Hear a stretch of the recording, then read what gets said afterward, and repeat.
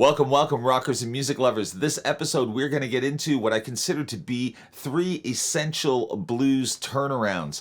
Now, what is the blues? The blues, in my humble opinion, is one of the most exciting and gratifying music forms in which we express ourselves as individuals. It's an amazing structure that within that structure of what is most of the time 12-bar blues allows us for a great deal of musical expression and individuality, of course, within confinements of respecting the other musicians in the project that you're playing with. But that being said, in every 12-bar blues, there is a turnaround. Now, what is the turnaround? The turnaround is the end of the 12 bars, which is the punctuation of that particular music phrase, and also the start of the next 12 bars. So it's a beginning and an ending at the same time.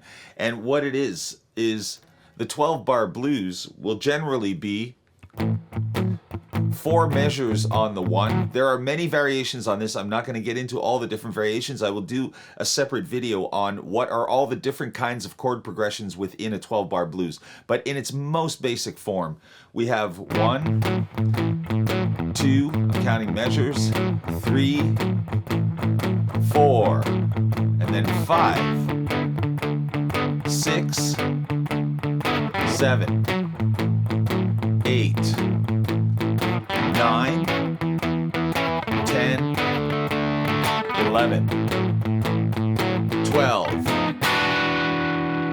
Now it's on the 12.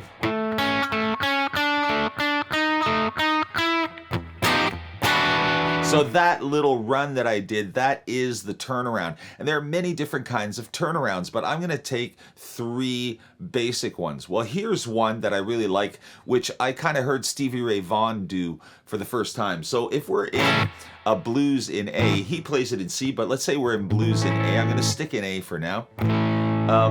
When we get up to it, often at the beginning of a song, you will hear blues songs start at the 5 chord. And then it will do the turnaround and then go into the first verse. So what is that turnaround? Basically, you take the tonic, so the A, and you go the 1 and the 3 like this.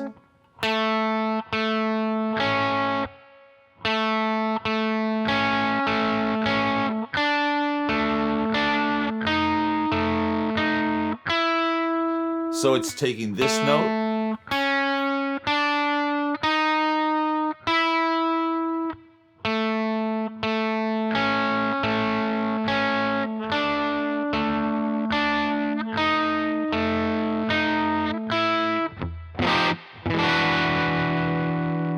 so again a little quicker.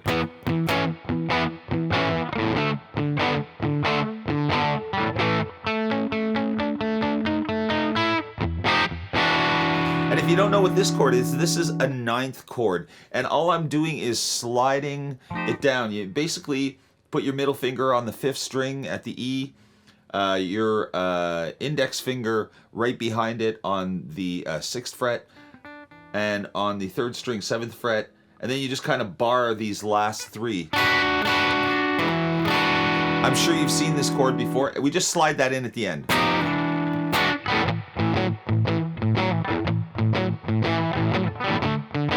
Going through the 12 bars. And here we go. 9, 10, 11, 12, and back to the 1. So there you have it, the climbing chromatic.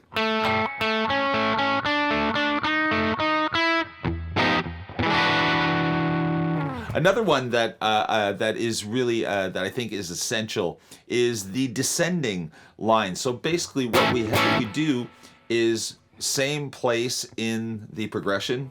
We're at the 5 at the end of the progression, going back to the 4, to the 1, and that 1 is the beginning of the measure. So This one is.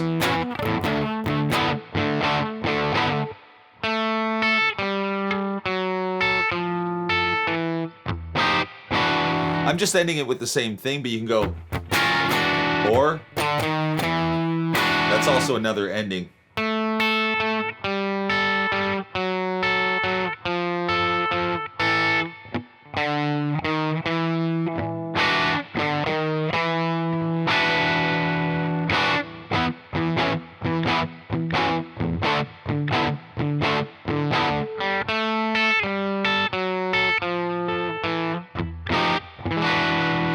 I like that one. Let's stick with that one.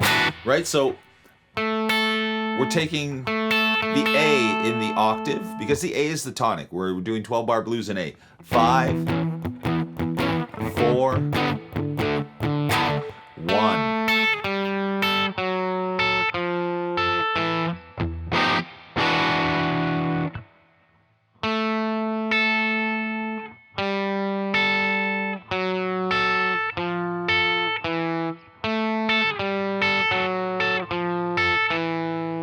I don't always use exactly the same fingering. It can be a little bit tricky at the beginning, but do it slowly. Pick a way that works best for you.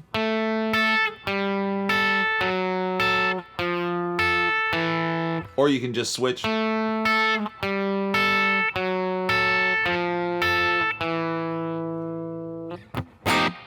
would probably be the best way to do it because right away you'll get into using your pinky finger. And it'll be more stable. All right, that's number 2.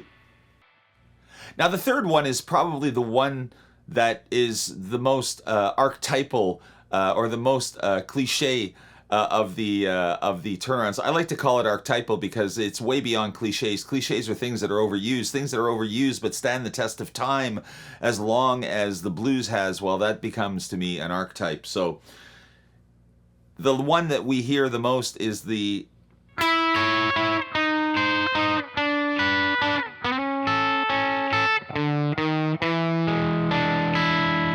right? So we're in A, and we go up to the 9th fret on the 1st string and the 3rd string, and we do a 6th. And we just slide that down chromatically.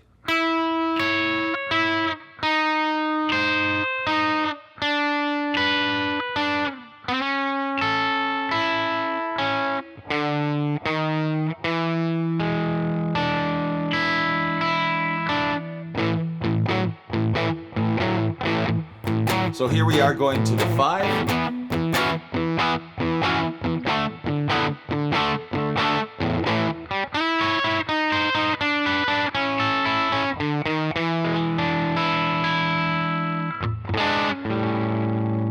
Blues is so much fun. All right, I'm going to give you a bonus one.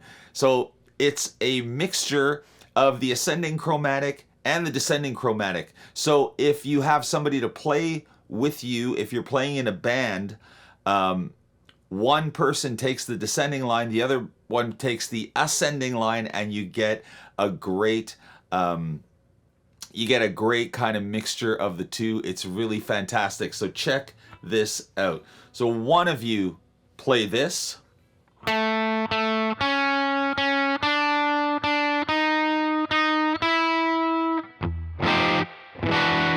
Or it could be at the end of the song, so instead of going to the 5, you'll end it on the 1.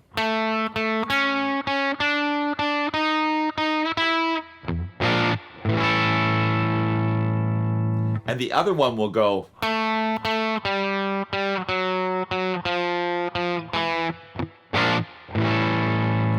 And then you'll get this when you put them together.